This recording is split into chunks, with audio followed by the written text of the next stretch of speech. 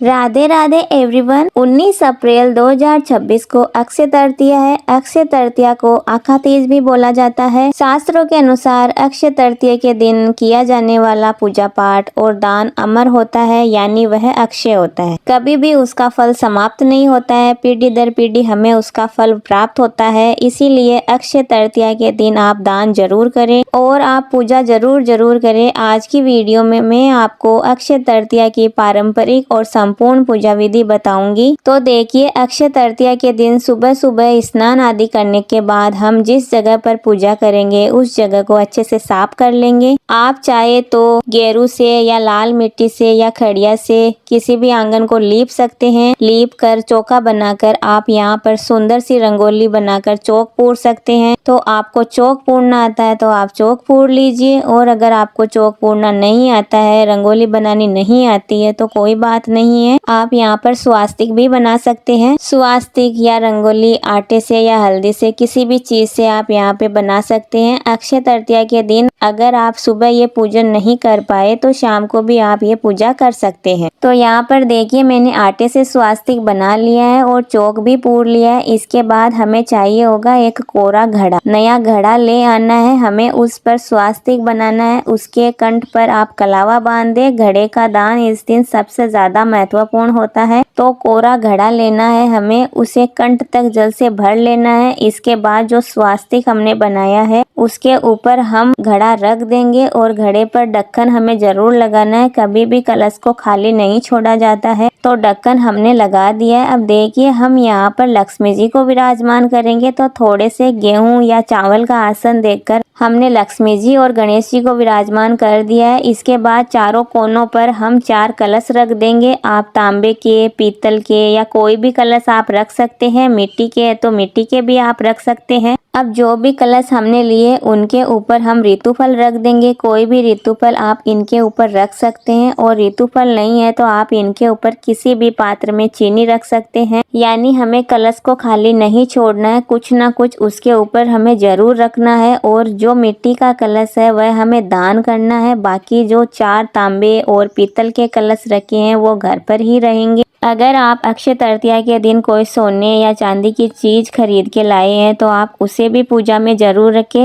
और पूजा करने में सबसे पहले जल के छींटे लगा देते हैं, यानी कि हमने स्नान करा दिया है सभी को। उसके बाद हम दिया जलाएंगे। तो यहाँ पे देखिए, चंदन से स्वास्तिक बनाकर मैंने देसी घी का दिया जला दिया है। अब देखिए, स्नान तो हमने छींटे लगाकर करा ही दिया था। अब हम गणेश जी को वस्त्र स्वरूप कलावा समर्पित करेंगे। लक्ष्मी जी को भी हम वस्त्र स्वरूप कलावा समर्पित करेंगे। जितने भी कलश है सभी के कंठ पर हमने कलावा पहले ही बांध दिया था। इसके बाद हमें तिलक करना है, जो चंदन से। इस दिन आप जरूर तिलक करें। इस दिन पूजा में चंदन का बहुत अधिक महत्व है, तो चंदन से हमें जरूर तिलक करना है। और क्योंकि लक्ष्मी जी को लाल रंग अति प्रिय है और सभी को हम रोली से भी तिलक कर लेंगे। उसके बाद अक्षत समर्पित कर दिए हैं। अब हमें दाल लेनी है। दाल का दान इस दिन बहुत महत्वपूर्ण होता है, क्योंकि दाल को सोने के बराबर माना जाता है। तो जितने भी कलश आपने लिए हैं ना, आप दाल जरूर डालें उन सब में। और जो बड़ा मटका आपने लिया है, जो घड़ा आपने लिया है, उसमें आप दाल ना डालें, क्योंकि वो हमें दान करना है। तो उसके पास में ही आप दाल को रख दें, या 1-2 दाने आप डालना चाहे तो डाल सकते हैं। बाकी आप उसके पास ही दाल रख दें ताकि आप इस दाल को दान कर सके। तो यहाँ पर देखिए, मैंने दाल पास में ही रख दी है। गणेश जी को, लक्ष्मी जी को भी दाल समर्पित कर दी है। गेहूं का दान भी इस दिन बहुत शुभ माना जाता है, तो हो सके आप गेहूं का दान भी इस दिन जरूर करें। अनाज का जो दान होता है वो सबसे बड़ा होता है। इसके बाद हम फूल समर्पित करेंगे। तो जो भी आपको फूल मिल जाए, आप गणेश जी को, माता लक्ष्मी को फूल जरूर समर्पित करें। तो सभी को हम यहाँ पर फूल समर्पित कर देंगे। भोग में आप कोई भी मिठाई समर्पित कर सकते हैं। मिठाई ना होने पर गुड़ या चीनी का कोई भी मीठा भोग समर्पित कर सकते हैं। और साथ में देखिए, ऋतुफल हमें जरूर लेने हैं। ककड़ी, खरबूजा, तरबूज, आम, जो भी फल आपको इस समय मिलते हैं उनका भोग आप जरूर समर्पित करें। बाद में इनको हमें दान करना होता है। दक्षिणा हमें जरूर देनी है, क्योंकि दक्षिणा पूजा में रही कमियों को पूरा करती है। तो इस तरह से देखिए, हमें पूजा करनी है।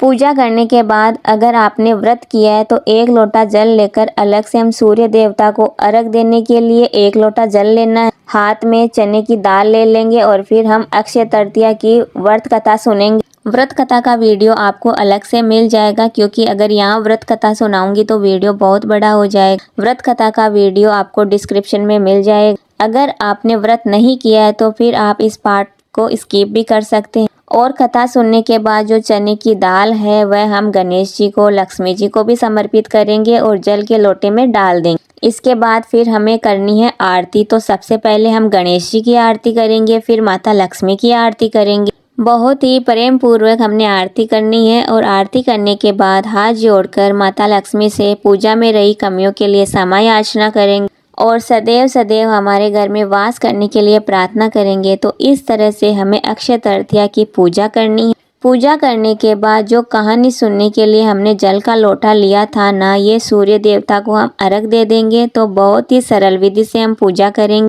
पूजा करने के बाद देखिए जो मटका हमने लिया है और जो फल हमने लिए हैं, ये मटके के ऊपर जो फल है या जो गेहूं, दाल, दक्षिणा जो हमने ली है, ये सभी हम दान कर देंगे। आप किसी भी ज़रूरतमंद को दान कर सकते हैं, या अगर आप चाहे तो आप मंदिर में पंडित जी को भी दान कर सकते हैं। और जो 4 लोटे हमने लिए हैं, ये जल हमें घर में ही रखना है और प्रसाद के रूप में जो आम रखे हैं, आप घर में सभी को प्रसाद के रूप में बांट, और इनका जो जल है वह आप घर में छींटे लगाकर पौधों में सींच सकते हैं। और देखिए जब भी पूजा की ये सामग्री उठाएंगे तो जो भी फूल पत्ते आपने पूजा में यूज़ किए उन्हें इधर उधर नहीं फेंकना है। आप किसी भी गमले में इन्हें रख सकते हैं ताकि इनका खाद बन जाए। तो ये सारी चीज़ें बाद में हमें उठानी कैसे हैं ये भी मैंने आपको बता दिया है। तो फ्रेंड्स, इस तरह से आप बहुत ही सरल विधि से अक्षय तृतीया के दिन पूजा कर सकते हैं। और हाँ, अक्षय तृतीया के दिन दान जरूर करना है, क्योंकि अक्षय तृतीया के दिन किए हुए दान का फल हमें पीढ़ी दर पीढ़ी प्राप्त होता है। इसीलिए अक्षय तृतीया के दिन जल और अन्न का दान विशेष माना जाता है। तो अगर आपको ये वीडियो पसंद आई हो, तो वीडियो आपके लिए थोड़ी बहुत भी यूज़फुल है तो प्लीज़ वीडियो को लाइक कर देना और चैनल को सब्सक्राइब करना मत भूलना। अगर आप सरल विधि से पूजा करना चाहते हैं तो इससे सरल विधि भी चैनल पर आई हुई है, आप वो भी देख सकते हैं। लिंक मैं आपको डिस्क्रिप्शन में दे दूंगी, आप वहां से देख लेना। यहाँ लड्डू गोपाल जी को चंदन सेवा कैसे प्रदान करनी है और लड्डू गोपाल जी की सेवा अक्षय तृतीया के दिन कैसे करनी है, ये भी वीडियो चैनल पर आ चुका है। इसे भी आप एक बार जरूर देखना। तो फिर मिलेंगे किसी और वीडियो में, तब तक के लिए जय श्री कृष्णा, राधे राधे।